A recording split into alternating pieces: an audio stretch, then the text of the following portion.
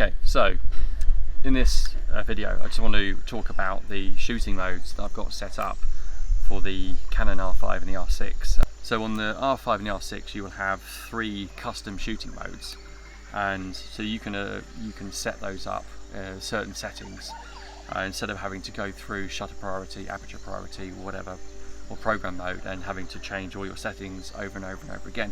You can assign all those settings to a custom function, custom mode, and you just flip to that mode and then you've got everything ready. So for example, I have C2 set up in shutter priority mode. I'm able to restrict the shutter speed.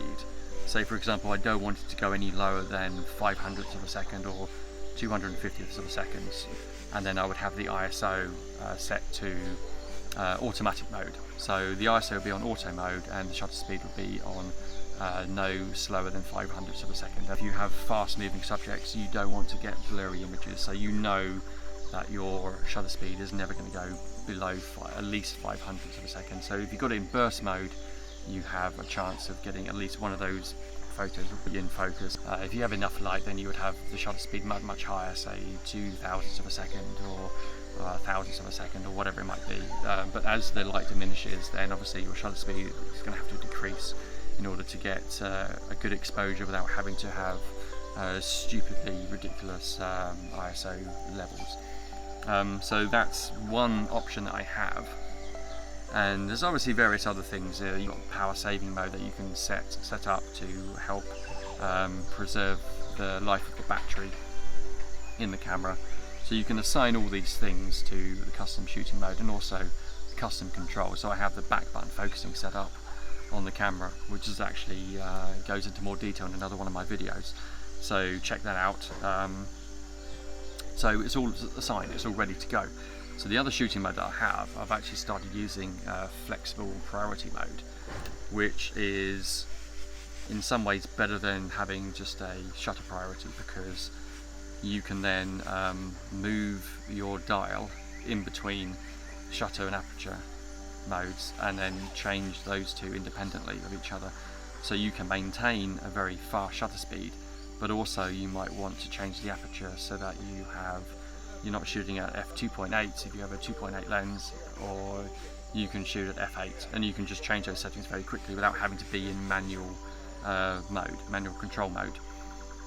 And then all you do then is you just leave the ISO on automatic. So it's similar to manual, but the fact that you're only changing shutter and aperture priority modes, and you can just flip one of the dials in between the two and then change those settings. I found that to be quite useful, and especially if you're in a situation where you want to have greater depth of field. Watch this video to find out how to set up a custom shooting mode and how to set the camera to automatically save any changes that you've made while operating the camera. Then combine this method of customization with a quick menu setup for an extra personal touch to your camera operations.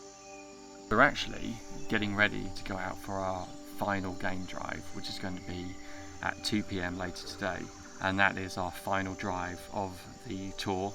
Go out early, going to get deep into the park, and we're going to try and find some of the animals that we haven't seen yet. What we would like to see is more of the lions, and if it's possible, a leopard. Our driver literally told us earlier today that they actually spotted a leopard walking close to the lodge where we're staying. So we know that they're there. We know that they're kind of out here. They're very, very difficult to find. So the leopard was actually outside the actual Nairiri National Park boundary. So it's actually roamed outside of the park, and it's actually close to the lodge here. So who knows where it could be. We were lucky enough to see the lions on the first day, just kind of sleeping in a sort of bush where they were much cooler, away from the sun. And as it gets later in the day and it gets darker, that's when they start to become more active. You have a small window of opportunity to actually see a lot of the predators. It's really down to the driver and the guide to get us into areas where hopefully we can see some of the animals we haven't seen so far.